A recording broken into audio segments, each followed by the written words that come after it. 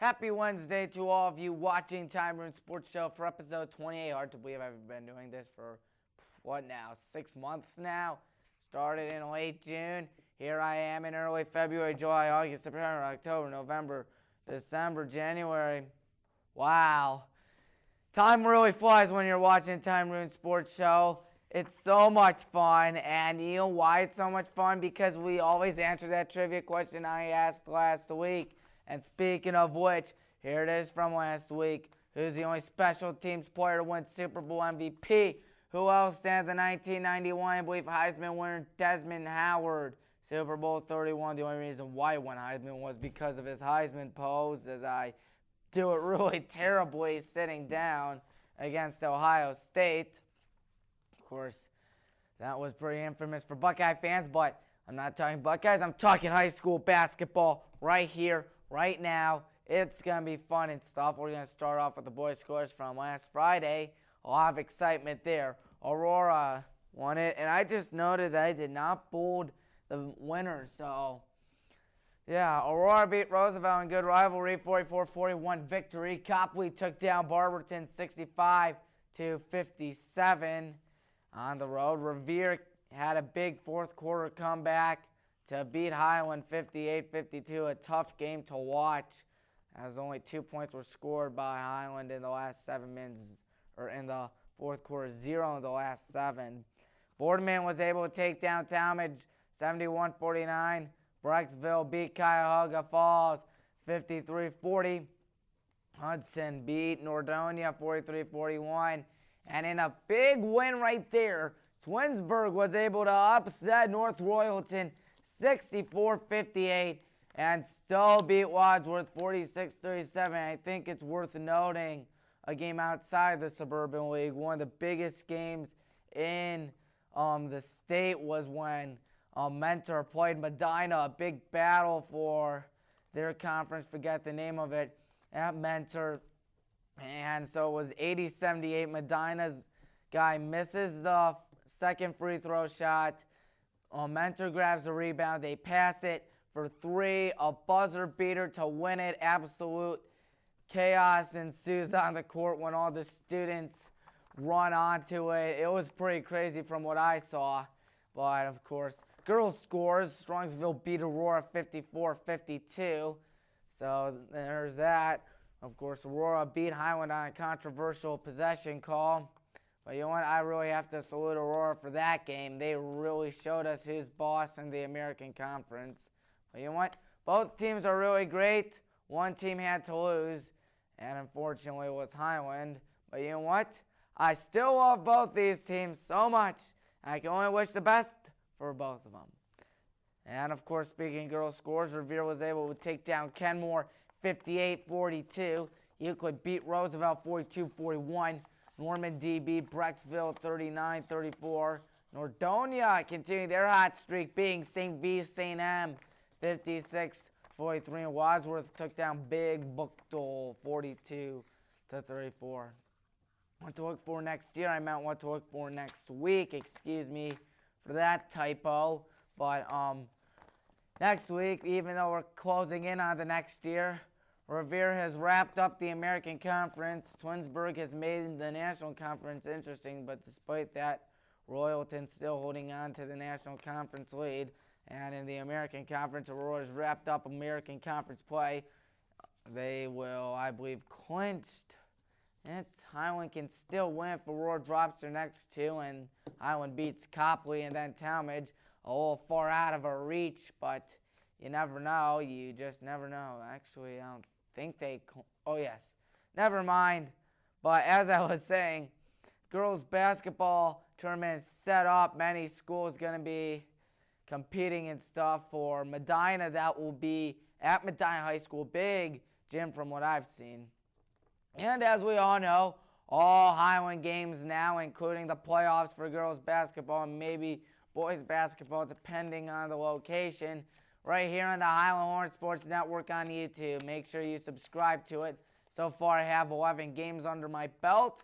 Baseball season's coming up for high school baseball. Don't know if I'll cover that here on WCTV, but I know I'll be calling your Hornets on the Highland Horn Sports Network for baseball. So Two great things, talk show and YouTube. And I love bouncing them out. I love WCTV. I love WCTV so much because I can talk about the Cavs, which I will do right now. Player stats, Colin Sexton, 19 points per game. Kevin Love is 17.2 points and 9.8 rebounds. Darius Garland with 12.3 and Tristan Thompson 11.9 and 10.4 rebounds per game. 10.4 rebounds per game. Time to look at the second half schedule analysis. You can see our schedule right there barely, but I'll read it to you. We eventually have a home-to-home series against the Heat, which will be February the 22nd at American Airlines, and then February 24th at The Rock.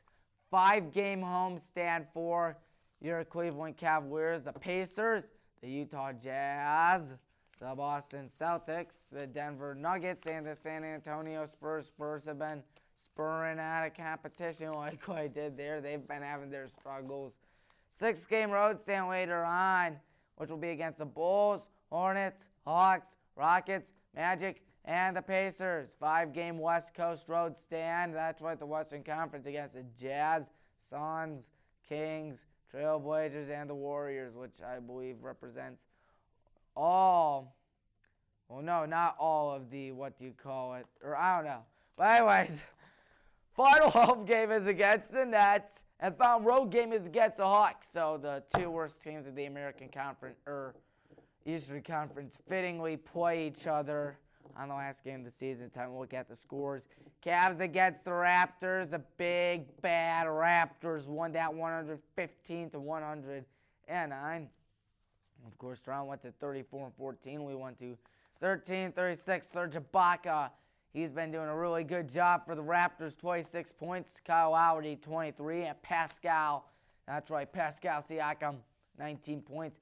Colin and Kevin combined for 23 points, and the Raptors held the lead for most of the games, despite it being pretty close. And the Cavs against the team I like to call the Price is Right Longhorn this season, the Golden State Warriors. I would do my best impression of it if I weren't to make a fool out of myself. And despite the Warriors' big, massive struggles this season, they still won 131-112 over the Cavs as the old rivalry continued. Golden State won their 11th game.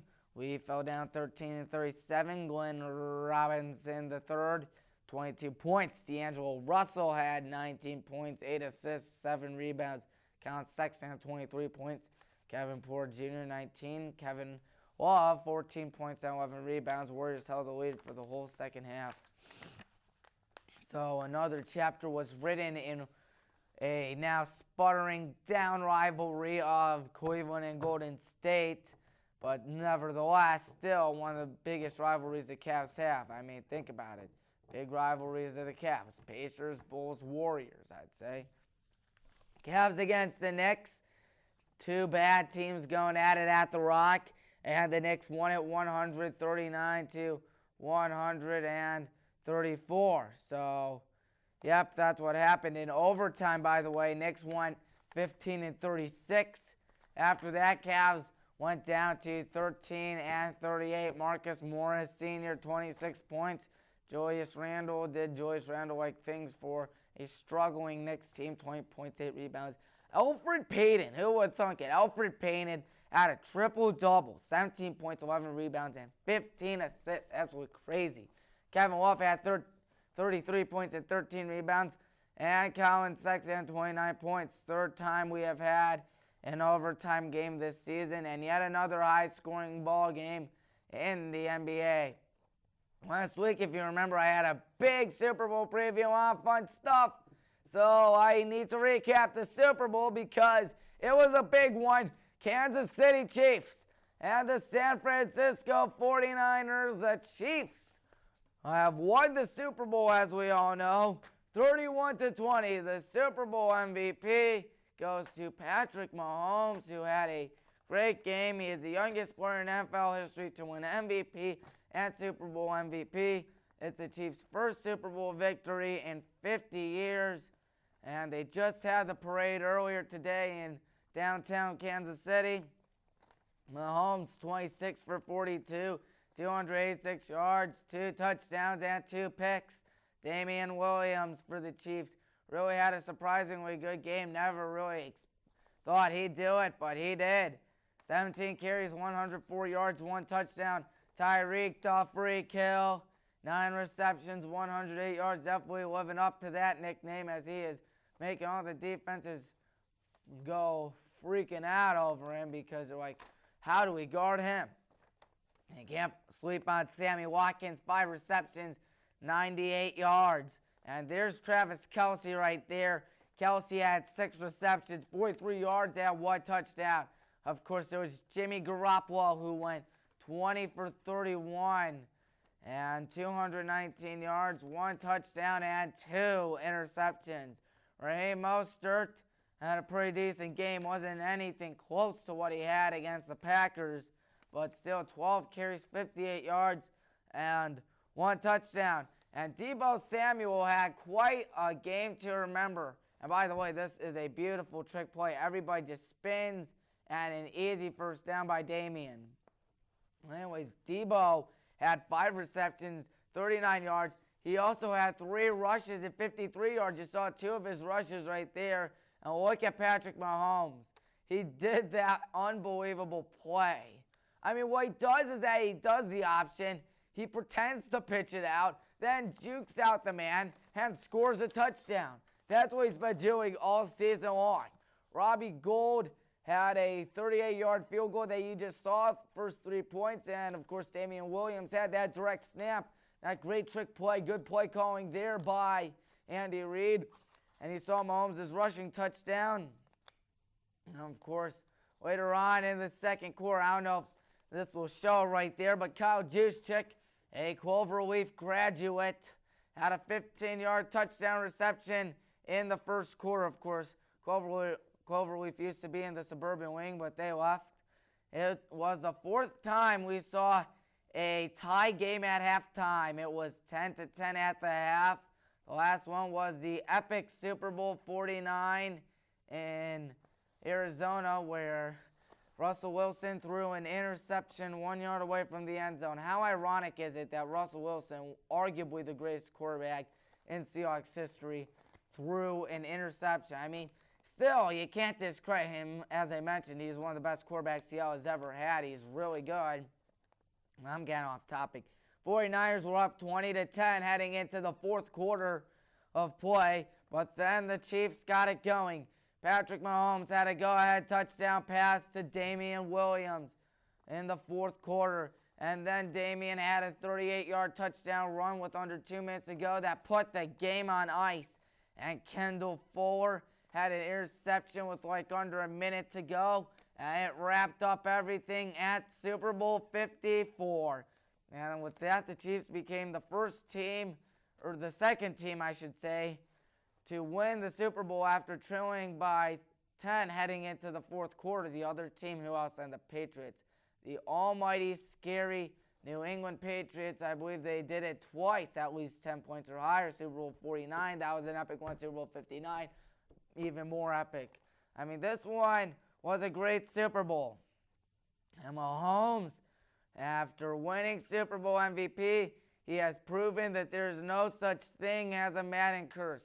Though the real curse is EA being the worst company in the history of video games and Madden falling from grace. And if you know me personally, you know I have a deep anger and hatred towards Electronic Arts on behalf of the rest of the gaming community. I mean, you know, millions of people online can't be wrong if they have the same opinion and almost every gamer agrees with it. Andy Reid won his very first Super Bowl as a head coach, and he punches his ticket to the Hall of Fame. And in the words of Andy Reid himself, he is going to have the biggest cheeseburger you will ever see he has ever had, and hats off to him. He got rid of that frustrating tag on him that said never won a Super Bowl, and now here he is. He's a Hall of Famer. There's no doubt about it. He's worked with so many great quarterbacks, playoffs. It's very rare to see an Andy Reid team that struggles. So now, of course, what's a Super Bowl without their commercials?